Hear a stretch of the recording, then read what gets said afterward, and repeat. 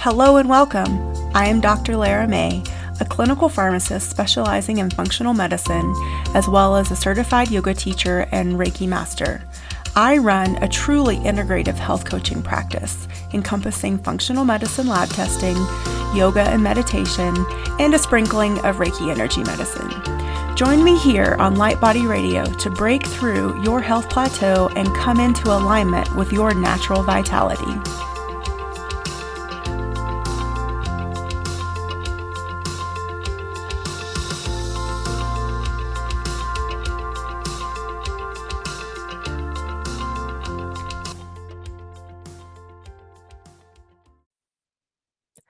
Hello and welcome to Light Body Radio. I am your host, Dr. Lara May, and today I have with me Damla Aktekin.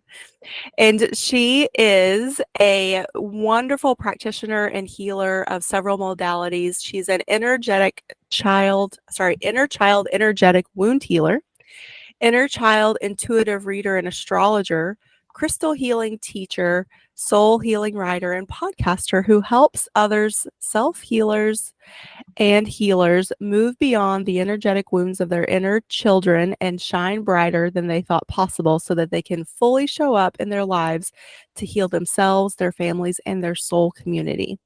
Through her own journey, she discovered a unique way to approach crystal healing, which is based on cultivating a loving, co-creative, and respectful relationship with crystals that activates their limitless healing potential. Damla's main teaching is that crystals aren't things to be used, but they are our loving ancestors, kin, and allies in healing and living a life of connection, abundance, creativity, and love.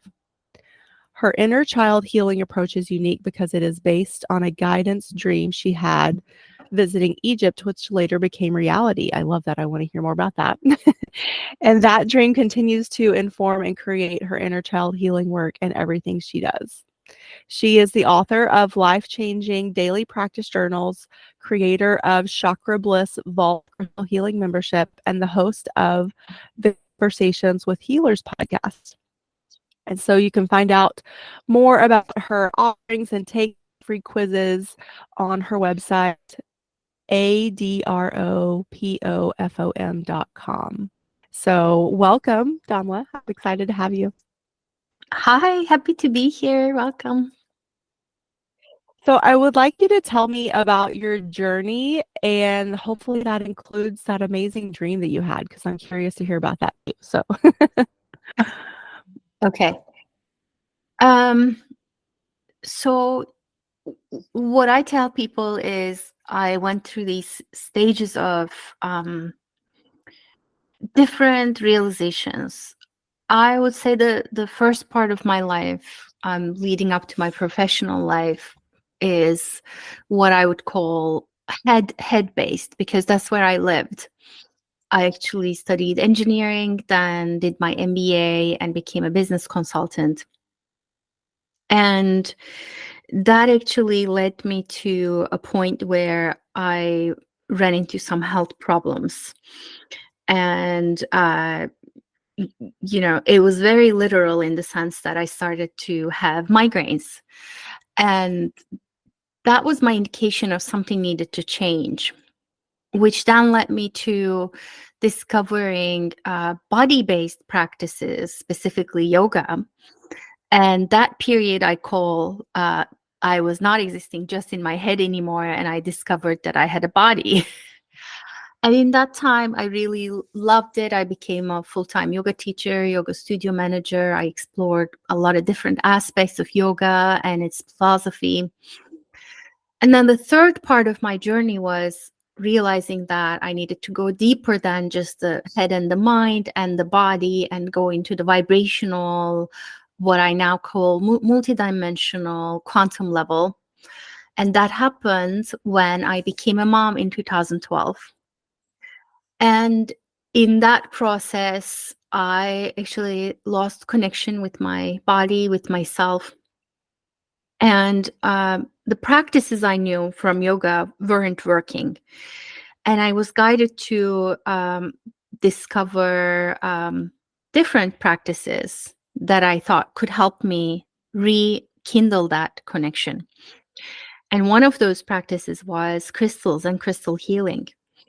And the way I approached that was because as a new mom, I didn't have time to read or memorize anything. And even when I did look up at things, I found contradictory information. And I was familiar with the chakras and the chakra system already. So I decided to go about it my own way. I invested in a few crystals and I just went into my room, sat with them, I lay down with them. And when I would come out of those like 5, 10, 15 minutes, whatever I could spare as a new mom, I would feel better. And I actually started to offer healings first to a family member, to my mother-in-law, and she had a profound experience with it, which then led me to start offering group healings. And when people started to ask me, like, what is this? How are you doing this? How does it even work? And that's when I got deeper into understanding it first myself to be able to explain it to others. Like I already had an intuitive knowing of what was happening, but to bring it to a level of teachability was another journey. And in that journey, I realized that crystals are what I call our ancestors, our relatives, because we are made up of crystals. So the body is a mostly liquid crystalline realm. And because you're mentioning the inner child piece too, let me just quickly touch upon that. And through that, what I then came to realize is, okay, the reason crystals and crystal healing work is because we are crystalline, because, you know, there are these pathways and structures inside of us. And then the next question was, okay, what is in them? And what is in them was the inner children. And I discovered, I mean, a lot of people knew about this already, but I discovered in my own way that the body is the realm of the inner children, and there are millions of inner sparks living in us. So I'm gonna pause there, and I can dive into the dream if you want me to. Oh, that's fascinating. I just want to sort of bring in a few things. So I think people, because one of the things that I have been practicing for years and also teaching is crystal Reiki. And within that tradition, one of the things that we teach is also that crystals, they, you know, they are of part, they're divine, they're part of the earth, they come from the earth. They also have their own souls. So I love that there is that no matter what tradition, maybe if you want to call it that, or even if you're intuitively on a path of self-discovery and discovering your own relationship, there are these themes of continuity, which to me just sort of reinforces that validity, and that what we intuitively come to know we can trust, and then we can therefore utilize, implement, and then teach others. So I love that. And so, yes, now I would like to hear about your dream. Yeah, just to touch upon what you're saying, one of the things I differ in my teaching to other methodologies or traditions, as you put it, because I didn't learn it from anyone else. This was through my own discovery process and through a lot of experimentation in my self-healing, as well as healing others and observing others. So there are these, in some traditions or in some methods, there are these classifications of crystals into certain crystals go to the heart, certain crystals go here, or this color belongs here, kind of thing. And I discovered in my own process that that wasn't true for me.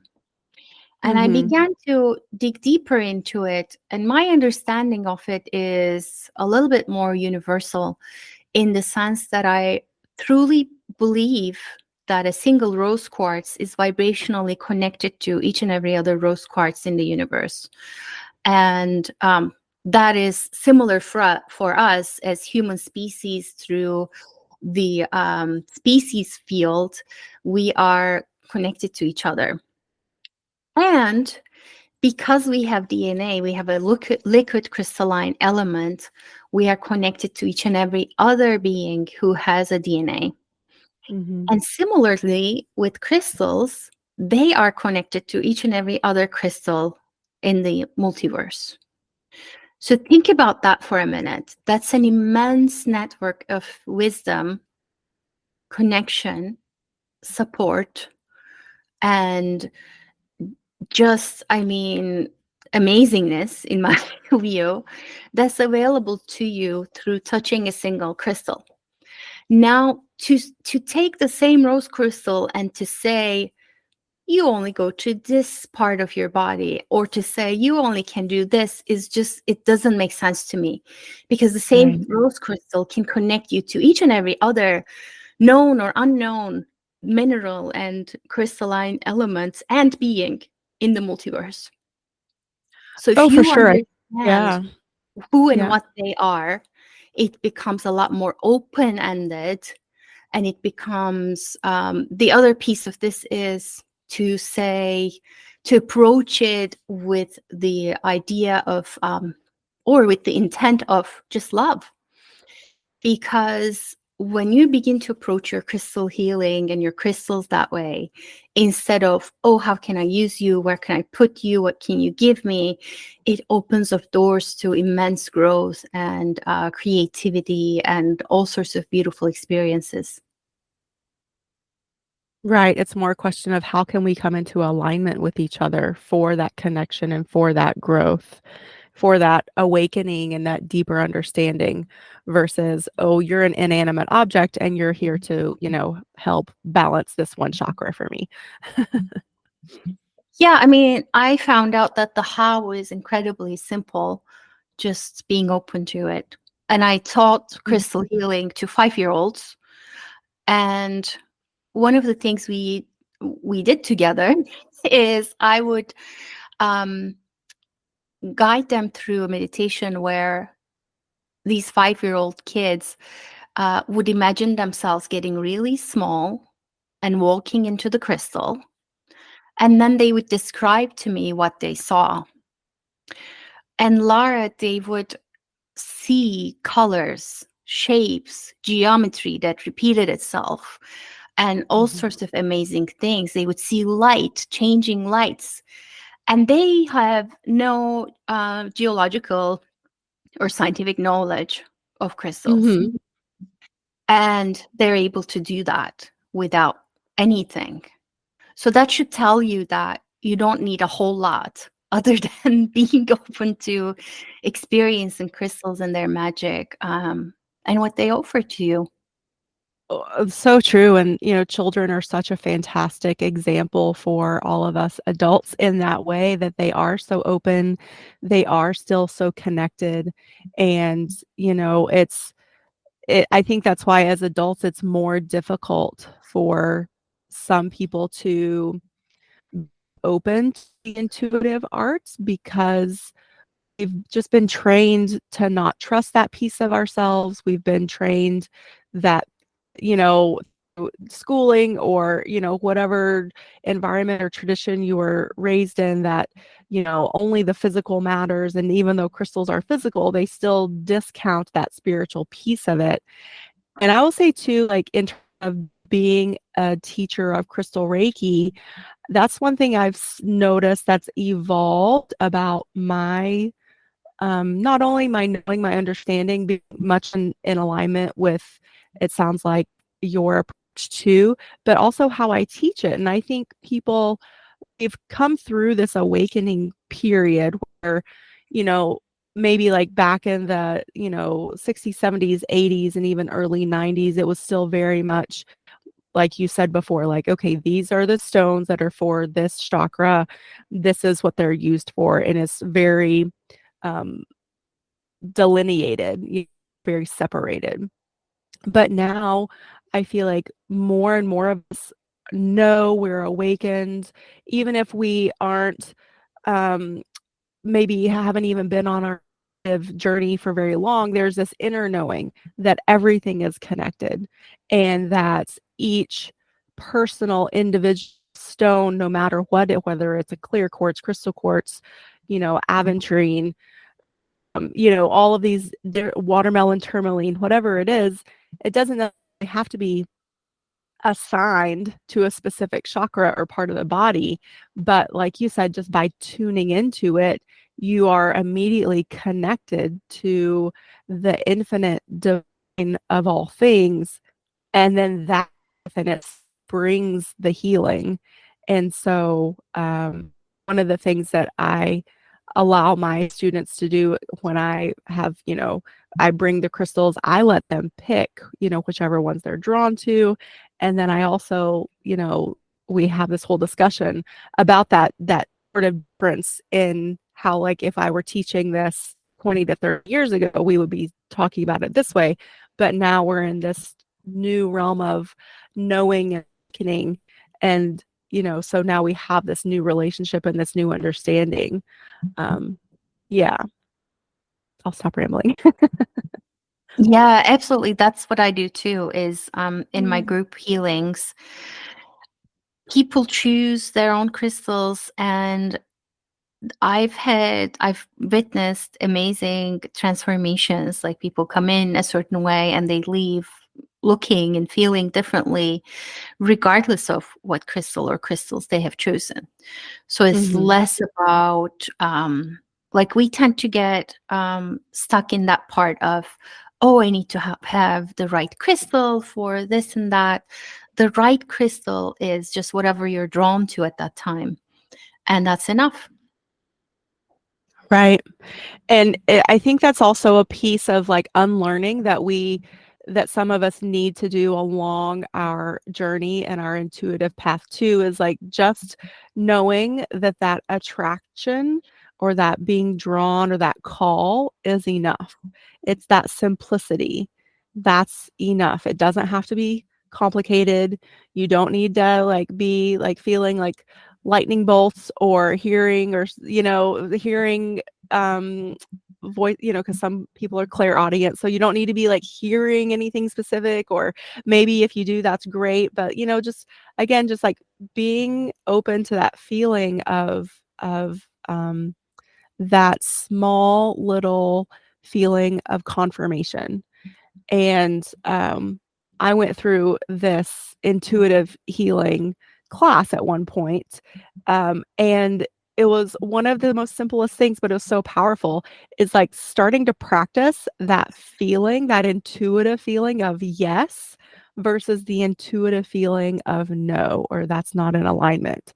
And again, like, it's one of those things that I don't think we really think about until we're, again, like, encouraged to tune in, feel it, and practice it. So, like, what does a yes feel like to you? What does a no feel like to you? It's sort of that, practice of kinesiology, and it can be even reinforced with muscle testing. So again, as humans in our brains, sometimes we need that physical reinforcement. But once you get used to it, you don't need to do the physical piece of the muscle testing. You just intuitively know that's a yes for me, that's a no for me. Yeah, I mean, and that takes time and practice, right? Sure. It's Yeah. not Yeah. getting the condition. It doesn't have to happen tomorrow. It doesn't have to be No, no, no. perfect. For sure. So can you tell us a little bit more about how um, you maybe guide your clients through this um, partnering with the crystals and co-creating them versus sort of like deprogramming this, like, concept of using the crystals for an outcome? Yes. The main and the most important part is for your paradigm and your approach to change. And that starts with the simple act of choosing and even holding your crystals. When you're interacting with them at a store or even at home, can you check in with them? Do they even want to be involved in your healing that day? And that is exactly through what you were describing, Lara, through that yes or no feeling. And or if you're clairaudient like me, you may hear yes or no, or you are a color reader, which I know a few people who are. You may have like yes or no colors that appear in your mind. There are a myriad of different ways you can do this. But then once you hear the yes, or feel the yes, or see the yes, or sense the yes, then it becomes this like practice of gentleness, not just rushing to just jam the crystals into your hand or into a container, just picking them up softly, talking to them in your mind or talking to them out loud as you place them on or around your body, just having that gratitude and remembering who and what they are, which in turn should remind you of who and what you are. The same structural beauty and complexity and sacred geometry that is in crystals exists in you. So that should be your clue to find the same amount of awe and curiosity you show towards crystals to yourself. You could explore the same thing I was explaining that I did with 5-year-olds going into the crystals.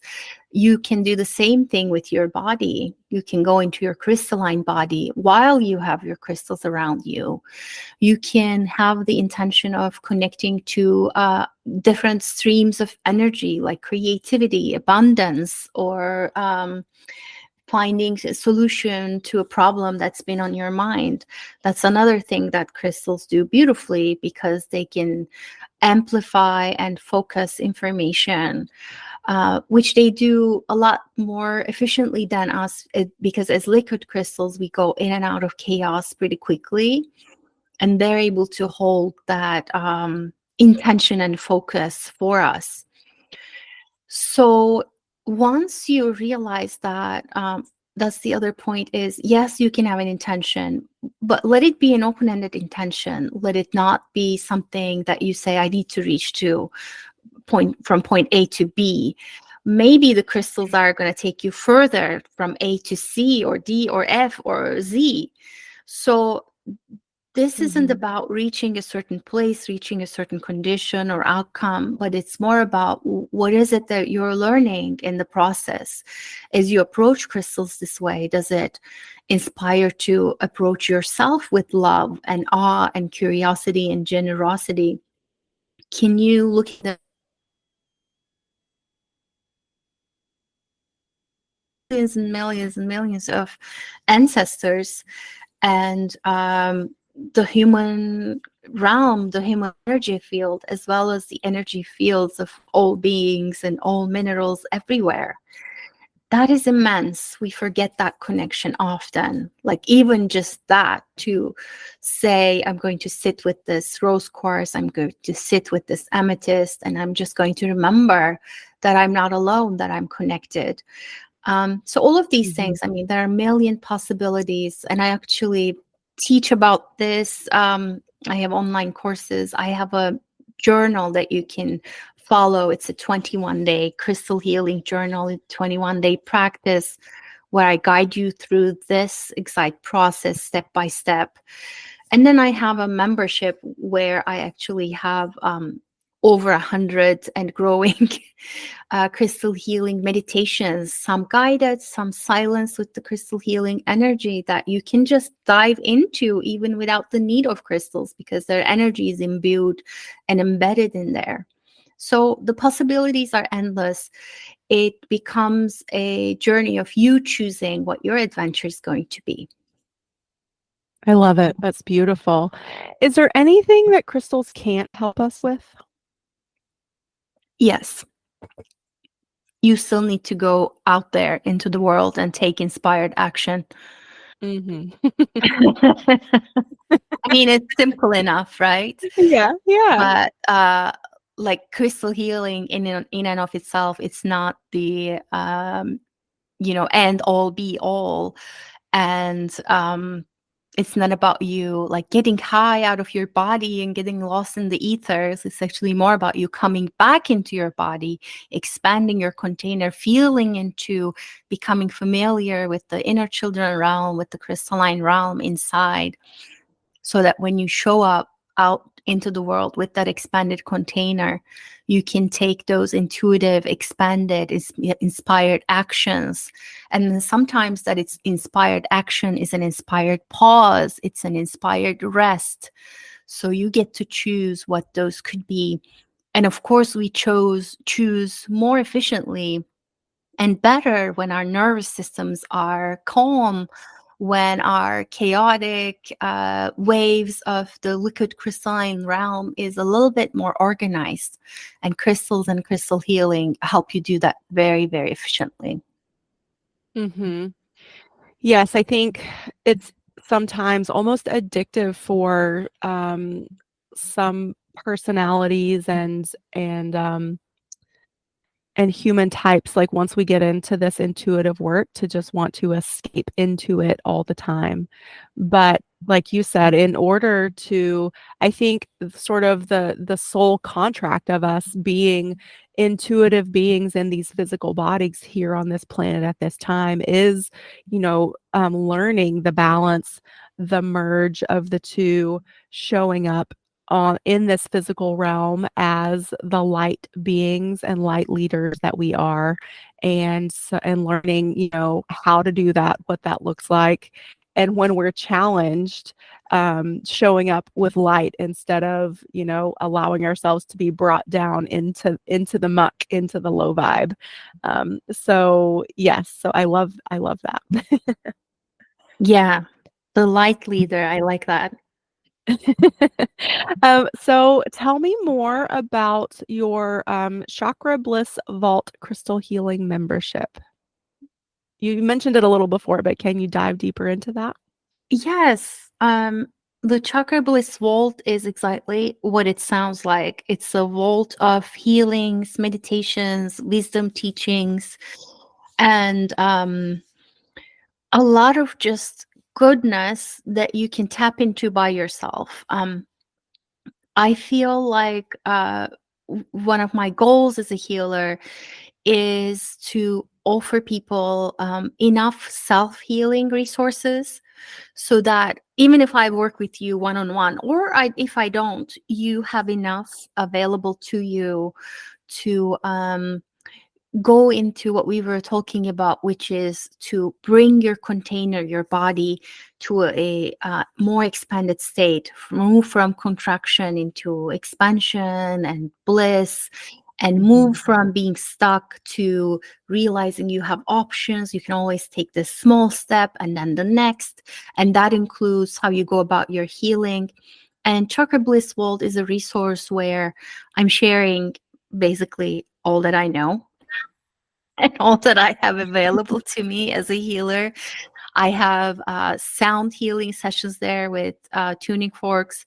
I have, like I mentioned, crystal healings, a lot of them. I have actually mini healings, 5 to 10 minutes. Like you're on your lunch break and you need a little energetic pick me up. You can go into those. Or you can do like deeper. I have more longer, like 45 to 60-minute energetic wound healing sessions where I go into deeper subjects and more involved healing. And then there are also guided meditations, EFT tappings. I have been partnering with guest healers to share some of their wisdom and healing goodness so people get a variety of healing styles, not just my own, as well as I'm sharing a lot of information and, like I said, wisdom teachings around crystals and crystal healing and inner child healing within the same container.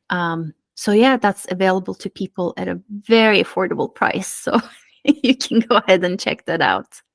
Awesome, awesome. Well, thank you for all the time and energy that you've put into that in advance. I think a lot of us out there understand what the time commitment and the energetic commitment that that takes, and so I just wanna say thank you ahead of time. Is there anything else that we haven't talked about in terms of crystal healing that you want to bring forward? Yeah, I mean, crystal healing is a journey, and I have a lot of like, if you're looking for a starting point, or if you're already, involved in it, and you need to liven up a little bit, you can look into all my resources. Um, Mhm. but in addition to my membership, I also have quite a few free resources. Um, a few guided meditations. One of them is a guided inner child healing meditation, for instance. So if you go to my website, a dropofom.com, you can access all of those. Beautiful. Thank you so much. Yeah, I see everything so far. And I'm just gonna admit to you guys, like my view so far of your work is very superficial, but it looks beautiful. And just by this conversation, I can already tell that it's powerful. And even like someone like myself who has also been working with crystals for years, I see this as like a way to again deepen that relationship, add another layer of understanding and practice and play and expansion. So I'm excited to investigate your the crystal vault even more personally. So I definitely encourage all you guys out there go. And how do you say your website? It's a dropofom.com, ADROPOFOM.com. And you can also find me on Instagram and YouTube with the same handle, a drop of om. A drop of ohm. Got it. Beautiful. I love it so much. Well, thank you so much for spending your time with us today. Definitely check out a dropofohm.com. Check out the Crystal Vault and some of the other free healing resources.